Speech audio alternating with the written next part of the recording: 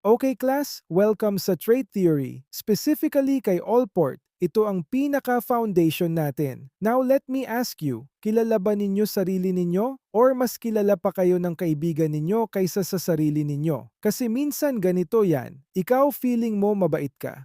Pero sa GC, iba ang feedback.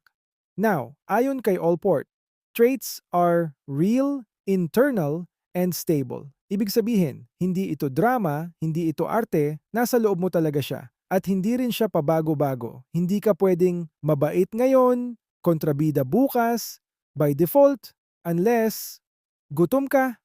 Second, traits guide consistent behavior. Ibig sabihin, kung ano ka, may pattern. Kung ikaw ay responsible, kahit walang bantay, gagawin mo pa rin ang trabaho mo. Kung ikaw ay procrastinator, well, mamaya mo na rin iintindihin ito. And third, personality is unique per individual. Kahit pare-pareho kayo ng classroom, office, or workplace, iba-iba pa rin ang combination ng traits ninyo. So, let me ask you, ano ang isang ugali mo na kahit saan ka ilagay, lumalabas talaga? Isipin mo yan. Ngayon, i-breakdown na natin. Ano ba talaga ang trait? Ayon kay Allport, traits are enduring characteristics. Ibig sabihin, hindi siya panandalian. Hindi siya, today lang ako mabait, bukas bahala na. Kung trait mo yan, matagal na siyang kasama mo. Second, traits influence your thoughts, emotions, and actions. Ibig sabihin, hindi lang siya ugali. Buong sistema mo affected. Halimbawa, kung ikaw ay naturally anxious, hindi lang actions mo ang affected, pati iniisip mo, what if bumagsak ako? At so, nararamdaman mo, kinakabahan ka agad. Parang package deal. Thoughts, emotions, actions, lahat kasama. Third, traits create behavioral patterns. Ibig sabihin may consistency. Kaya may kakilala ka na sasabihin mo, ay siya, alam ko na gagawin yan. Hindi ka manghuhula, kilala mo lang ang pattern niya. Now, tanong ko sa inyo, may kilala ba kayong tao na sobrang predictable na parang may script na? Okay, testing natin kung gets na ninyo. Now, time to check kung nakikinig talaga kayo. Here's the question. Which best describes a trait? A. Temporary emotion. B. Stable pattern. C. Random reaction. D. Learned habit only. Sige, pag-isipan ninyo muna. Huwag kayong magmadali. Balikan ninyo ang concept natin. Kung ang sagot ninyo ay A, mali iyon. Ang temporary emotion ay state lamang. Halimbawa, bad mood ka ngayon, pero bukas okay ka na. Hindi iyon trait. Kung C, mali rin. Ang trait ay hindi random. May consistency at pattern siya. Hindi pa bago-bago nang walang dahilan. Kung D, medyo tricky pero mali pa rin. Hindi lang learned habit ang trait. May internal at stable component ito. So the correct answer is B, stable pattern. Ibig sabihin, ang trait ay paulit-ulit na lumalabas sa iba't ibang sitwasyon. Now, kung may stable patterns tayo, ang susunod na tanong ay ito, pare-pareho ba ang lahat ng traits o may iba't ibang klase?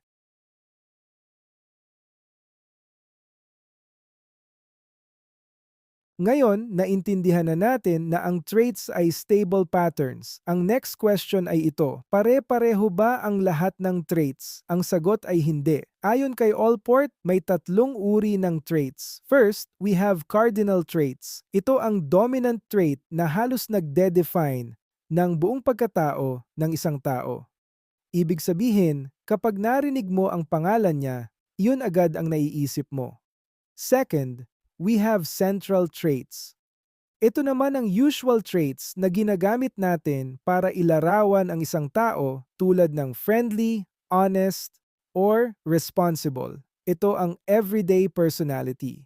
Third, we have secondary traits. Ito ay situational. Ibig sabihin, lumalabas lang siya sa specific na pagkakataon. Hindi siya consistent sa lahat ng sitwasyon. So kung isisipin ninyo, may traits na dominant, may traits na common, at may traits na depende sa situation. Now let me ask you class, may kilala ba kayong tao na parang iisang trait lang ang bumabalot sa buong personality niya?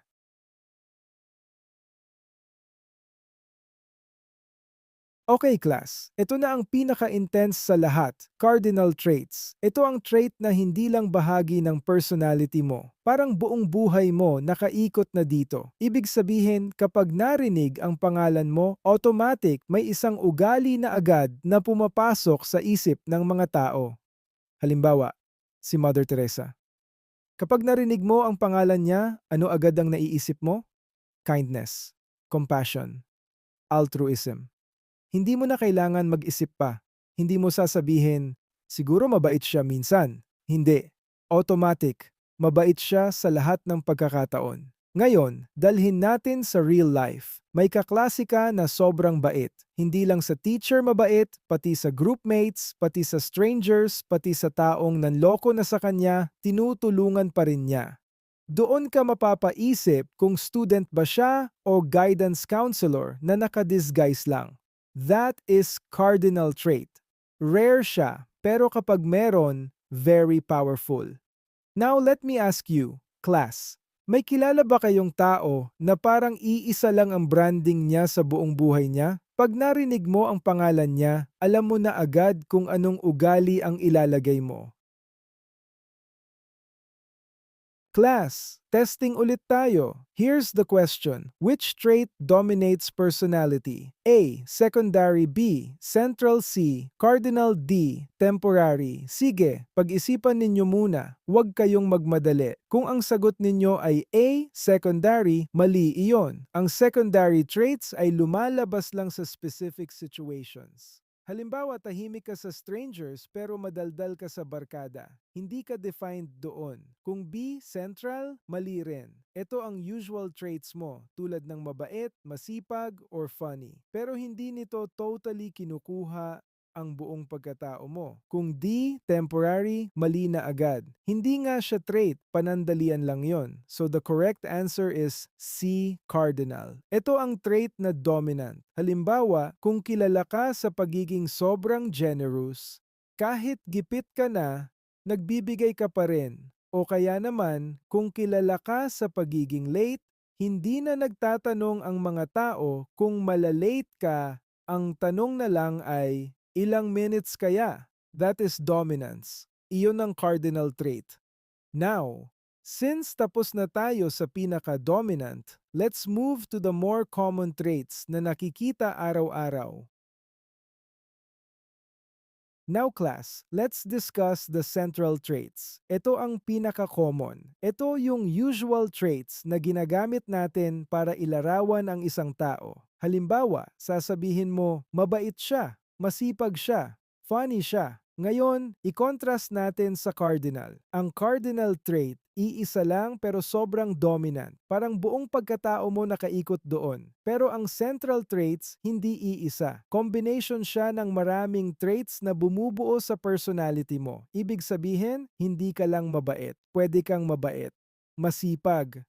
Pero, minsan tamad din. Minsan moody din. Halimbawa, may kaklase ka na kilala sa pagiging masipag. Nag-aaral siya, prepared, active sa group work. Pero hindi ibig sabihin ganun siya 100% of the time. Kapag pagod na siya, bigla rin siyang mag-iisip, pwede bang mamaya na lang ito? So unlike cardinal na parang fixed identity, ang central traits ay flexible pero consistent pa rin overall. Another example, may kaklase ka na funny. Sa klase, siya ang nagpapatawa. Pero kapag siya na ang tinawag sa recitation, biglang serious, biglang tahimik. So central traits are common, multiple, and not absolute. Now, kung ang central traits ay common, ano naman ang traits na lumalabas lang sa specific situations? Punta naman tayo sa pinaka-flexible sa tatlo, secondary traits. Ito ang traits na lumalabas lang sa specific situations. Ibig sabihin, hindi mo siya makikita palagi. Ngayon, i-contrast natin. Ang cardinal trait dominant at halos buong buhay mo nakaikot doon. Ang central traits, common at madalas lumalabas sa daily behavior mo. Pero ang secondary traits, situational. Ibig sabihin, may trigger muna bago siya lumabas. Halimbawa, may kaklase ka na tahimik. So iisipin mo, introvert talaga siya. Pero kapag kasama na niya ang close friends niya, biglang madaldal, biglang joker, biglang parang ibang tao. So hindi siya fake. Iyon ay secondary trait. Lumalabas lang sa tamang situation. Another example, may kilala ka na confident sa classroom. Active, sumasagot, leader type. Pero kapag public speaking na sa malaking crowd, biglang kinakabahan, nanginginig, gusto nang umuwi. So hindi ibig sabihin wala siyang confidence. Situational lang ang behavior niya. So summary. Cardinal ay katumbas ng dominant central, ay katumbas ng common secondary, ay katumbas ng situational. Now let me ask you, class. May ugali ba kayo na lumalabas lang kapag specific ang situation? Transition tayo, last check tayo, MCQ ulit. Now class, last checkpoint na tayo. Tingnan natin kung solid na ang understanding ninyo. Here's the question. Which trait appears in specific situations? A. Cardinal. B. Central. C. Secondary. D. Biological. Sige, pag-isipan ninyo muna. Huwag kayong magmadali. Kung ang sagot ninyo ay A. Cardinal, mali iyon. Ang cardinal trait ay dominant at halos buong personality mo nakaikot doon. Hindi siya situational. Kung B, central, mali rin. Ang central traits ay common at madalas lumalabas sa daily behavior mo. Hindi sila dependent sa specific situation. Kung D, biological, mali na agad. Hindi iyon type ng trait dito sa classification natin. So the correct answer is C, secondary. Ito ang trait na lumalabas lang kapag may specific situation o trigger. Halimbawa, tahimik ka sa strangers pero sobrang ingay mo sa barkada o kaya confident ka sa classroom pero kinakabahan ka sa malaking audience. That is secondary trait. Now, since tapos na tayo sa lahat ng types, i-apply naman natin ito sa sarili ninyo.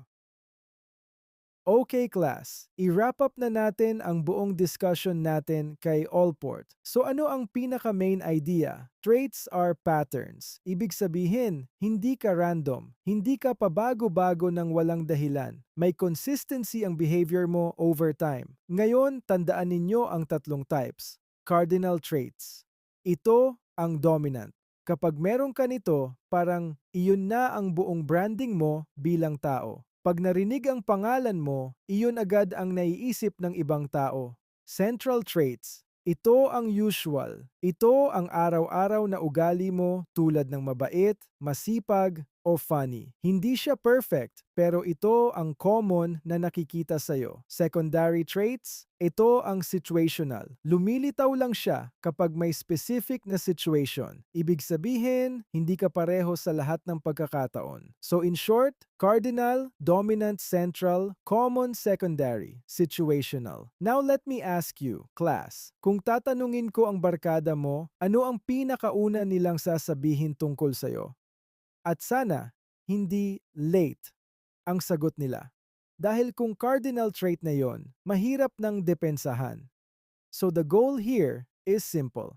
Kilalanin mo ang sarili mo para mas maintindihan mo ang behavior mo. At kapag nakita mo ang patterns mo, mas madali mong baguhin o i-improve ang sarili mo. That is the power of trait theory.